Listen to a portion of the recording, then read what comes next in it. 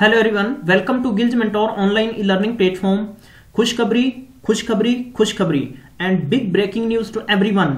जितने भी लोग सरकारी नौकरी का सपना देख के दिन प्रतिदिन तैयारी कर रहे हैं, आप सबके लिए एक और अच्छी न्यूज निकल के आई है कि आप दिन प्रतिदिन तैयारी कर तो रहे हैं, लेकिन दिमाग में कहीं ना कहीं ये बात चल रही थी कि पता नहीं वैकेंसीज आएंगी कि नहीं आएंगी। लेकिन मैं आपको हर बार एक ही बात कहता था, खुद को तैयार करिए, खुद को इतना सक्षम कर लीजिए कि आपके सामने चट्टान क्यों ना हो उसको भी आप फाड़ के निकल जाएं। तो वही बात है, वैकेंसीज आती हैं और वैकेंसीज आती रहेंगी, आपको बेशर्त खुद को तैयार करना है।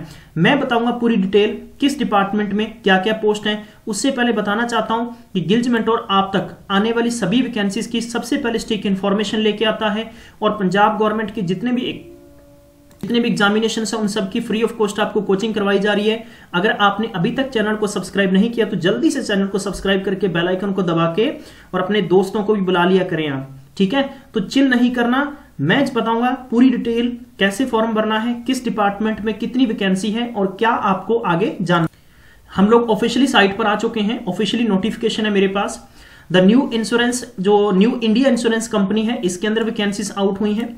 टोटल 312 वैकेंसीज हैं। एडमिनिस्ट्रेटिव ऑफिसर के लिए हैं, जनरल इसमें जर्नलिस्ट हैं एंड स्पेशलिस्ट के लिए है, स्केल 1 ऑफिसर हैं, उसके लिए आपकी परमानेंट जॉब है। प्यारे बंधु, बताना चाहता हूं कि आपने अभी तक इसके बारे में नहीं जाना तो पूरी डिटेल आप जरूर जानें। फॉर्म भरने से पहले आपको मैं बार बार कहूंगा कि नोटिफिकेशन पढ़िए, उसके बाद में ही फॉर्म भरना है आपको। इसमें जो अलग अलग दे रखा है कि कंपनी सेक्रेटरी की पोस्ट दे रखी है, लीगल ऑफिसर दे रखा है, फाइनेंस एंड अकाउंट्स की पोस्ट दे रखी है, जर्नलिस्ट की दे रखी है और टोटल वैकेंसीज 312 अलग अलग डिवाइड करके कैटेगरीज वाइज दे रखी है। सबसे पहले हमें यह जानना होगा कि ऑनलाइन फॉर्म भरने की प्रोसेस क्या होगी। ऑनलाइन फॉर्म भरना और फीस ऑनलाइन सबमिशन करने की जो डेट है वो 10 दिसंबर से लेकर 26 दिसंबर के बिटवीन होगी। आपको टाइम रहते हुए अपना फॉर्म भर देना है। इसके बाद में बात करते हैं कि जो प्री एग्जामिनेशन होगा ऑब्जेक्टिव टाइप होगा, ये 30 जनवरी 2019 को होगा। तो हम ये जान सकते हैं कि 25 दिन दिसंबर के और उसके बाद में जनवरी के आपके पास 29 डेज। तो मैं मान सकता हूं कि एटलीस्ट यानी 55 डेज समथिंग आपके पास टाइम है, आप अच्छी तैयारी कर सकते हैं। क्योंकि जैसा कि जो भी स्टूडेंट्स कैनरा बैंक पीओ का पेपर दे रहे हैं या किसी अन्य पेपर की तैयारी में लगे हुए हैं, तो आप अच्छे से तैयार करिए। हर बार मैं आपको यही कहता था कि खुद को तैयार कर लीजिए। इसका जो मेंस एग्जाम होगा आपका 2 मार्च 2019 को और इसके साथ में डिस्क्रिप्टिव पेपर होगा। डिस्क्रिप्टिव पीओ पेपर में जिस तरह से लिया जाता है हर साल कि आपको कुछ मार्क्स का एक पेपर कंडक्ट करने के लिए बोला जाएगा, जिसमें कि आपको कोई लेटर हो सकता है लिखना या कोई भी टॉपिक पे 50 वर्ड में 100 वर्ड में टॉपिक लिखना पड़ सकता है, जैसे जीएसटी पे लिखिए।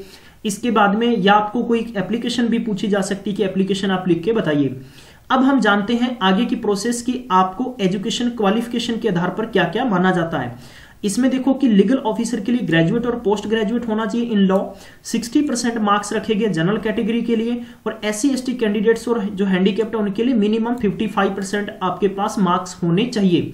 अब अपन चेक करेंगे कि फाइनेंस एंड अकाउंट्स के लिए क्या है। इसमें ग्रेजुएशन और पोस्ट ग्रेजुएशन की डिग्री आपके पास होनी चाहिए। 60% आपके पास मिनिमम मार्क्स होने चाहिए और 55% SC/ST और PWD जो भी हैं स्टूडेंट्स उनके लिए रखा गया है। बाकी की आप इंफॉर्मेशन यहां देख सकते हैं। MBA के स्टूडेंट्स भी वैलिड होंगे या जिनके पास PG DM फाइनेंस की रखा है वो भी वैलिड होंगे। MCOM के स्टूडेंट्स भी वैलिड होंगे और जिन्होंने post graduation discipline any discipline के अंदर भी कर रखा है वो भी इसके अंदर एलिजिबल होंगे गाइस। और आगे फर्दर इंफॉर्मेशन आपको दे रखी है कि 1/12/2018 तक आपके पास जो डिग्री है वो डिक्लेयर्ड हो जानी चाहिए। जो आपका रिजल्ट है ऑफिशियली आपके पास आ जाना चाहिए। इसके बाद में जो आपका रिजल्ट अगर लेट है तो उसके लिए आपको एलिजिबल नहीं माना जाएगा, ठीक है गाइज।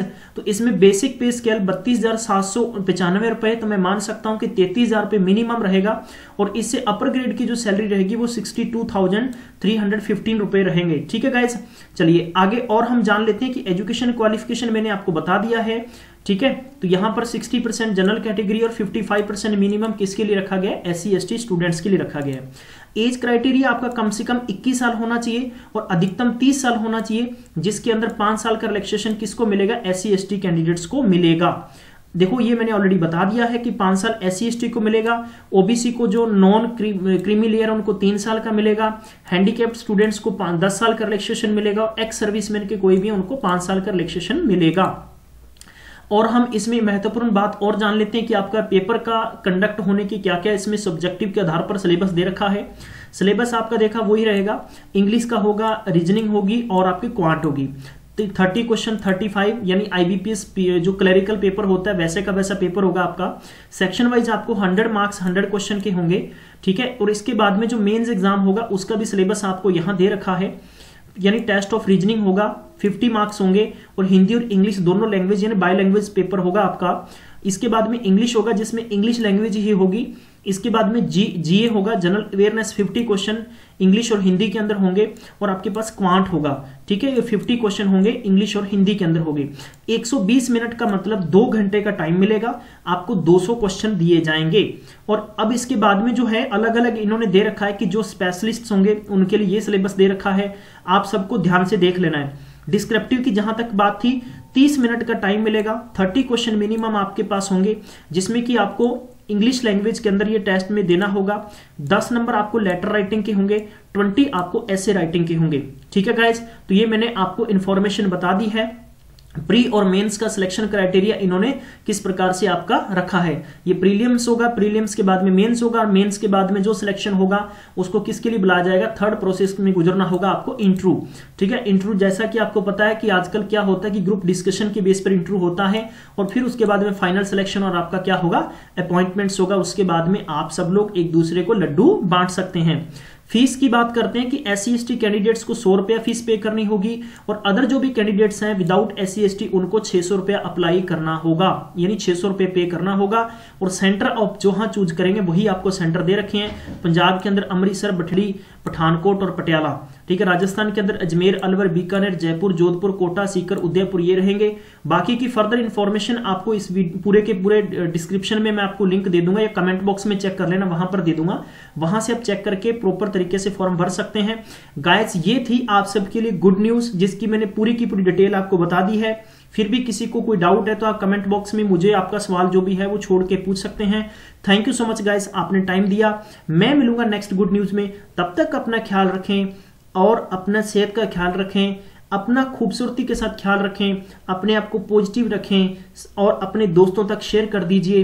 दोस्तों के साथ सिर्फ स्टडी की बातें करें, चिल बिल्कुल नहीं करें। नौकरी मिल गई, सब कुछ मिल गया, नौकरी नहीं मिली टेंशन से गुजरोगे और कुछ नहीं होगा। और जो आपका लक्ष्य है वो डेफिनेटली आपका जल्दी पूरा होगा। गिल्ज मेंटोर के साथ इसी प्रकार प्यार के साथ जुड़े रहें। Thank you so much guys, मैं मिलूंगा नेक्स्ट में, तब तक अपना ख्याल रखें, सतर्क रहें और पढ़ाई करें।